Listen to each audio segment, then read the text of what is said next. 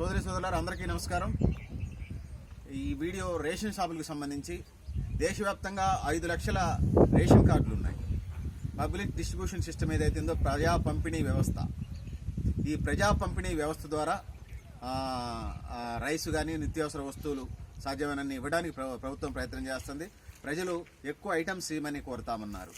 అది బియ్యంతో పాటు బియ్యం, గోధుమలు కానివ్వండి, లేకపోతే కిరోసిన్తో సహా కిరోసిన్ కానివ్వండి, లేకపోతే పంచదార కానివ్వండి, కందిపప్పు కానివ్వండి, ఇట్లా ఇంకా నిత్యావసర వస్తువులు ఇస్తా ఉన్నారు పబ్లిక్ డిస్ట్రిబ్యూషన్ సిస్టమ్ ద్వారా, ప్రజా పంపిణీ వ్యవస్థ ద్వారా.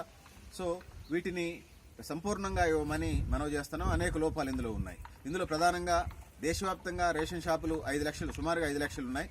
ఇందులో ఈ మధ్యకాలంలో భారతదేశంలో ఉన్నటువంటి 28 రాష్ట్రాలు కానివ్వండి, 9 కేంద్రపాలిత ప్రాంతాలకు సంబంధించి ఒక శాంపిల్ సర్వే 2019లో ఒక సర్వే చేయడం జరిగింది. ఆ సర్వే ప్రకారం 6 రాష్ట్రాల్లో ఈ సర్వే చేశారు. 6 రాష్ట్రాల్లో ఈ సర్వే చేస్తే ఇందులో 22% నగదు అందుతూ ఉంది. అందులో 14% పూర్తిగా అందుతున్నట్టుగా కనపడతా ఉంది రేషన్కి సంబంధించి. అంటే 22, 14% అంటే 36%, 100కి 36% అందుతుంది అనుకుందాం.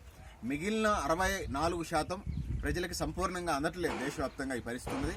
సో ఇందులో ఉన్నటువంటి పబ్లిక్ డిస్ట్రిబ్యూషన్ సిస్టంలో ఉన్నటువంటి ఏదైతే ఉందో ప్రజా పంపిణీ వ్యవస్థకు సంబంధించి వచ్చినప్పుడు ఇవన్నీ సంపూర్ణంగా అందటం ద్వారా మాత్రమే ప్రజలు పౌష్టికాహారంగా తీసుకోవడానికి, పౌష్టికాహారం అందడానికి ఆస్కారం ఉంటుంది. తద్వారా ప్రజలు ఆరోగ్యంగా ఉండడానికి అవకాశం ఉంటుంది. ఆ విధంగా ముందుకు పోవడానికి ఆస్కారం ఉంటుంది. సో మనం పౌష్టికాహారం అందక ఒక ఎగ్జాంపుల్ చెప్తాను.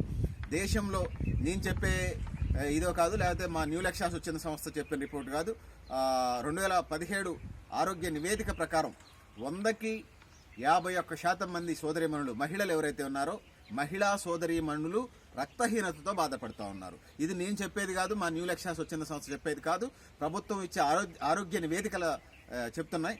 సో అందుకోసం ఈ పబ్లిక్ డిస్ట్రిబ్యూషన్ సిస్టమ్ ద్వారా ప్రజలకి పర్ఫెక్ట్గా 100కి 100%, 100కి 100% ప్రజా పంపిణీ వ్యవస్థ అమలు జరగడం ద్వారా ప్రజలకు ఎక్కువ మేలు జరుగుతుంది. ఠాగూర్ సినిమాలో రేషన్ డీలర్ లాగా ఆ విధంగా ఉండటం ద్వారా ప్రజల ప్రయోజనం జరగవు. సో ఏ పథకమైనా అమలు జరిగేటప్పుడు కొన్ని లోపాలు ఉంటాయి. స్వతంత్రం వచ్చినాటికి ఇప్పటికీ అనేక పథకాలు మరింత మెరుగులు దిద్దుకుంటూ మరింత భూయిష్టత నుంచి పారదర్శకత వైపు ఇంకా మెరుగైన ప్రజలకు అందే విధంగా పారదర్శకంగా బ్యూరోక్రటిక్ విధానాల నుంచి పారదర్శకమైనటువంటి పరిపాలన వైపు వస్తా ఉన్నాం. ఆ విధంగా ముందుకు పోవాలని చెప్పేసి మనవి చేస్తున్నాను.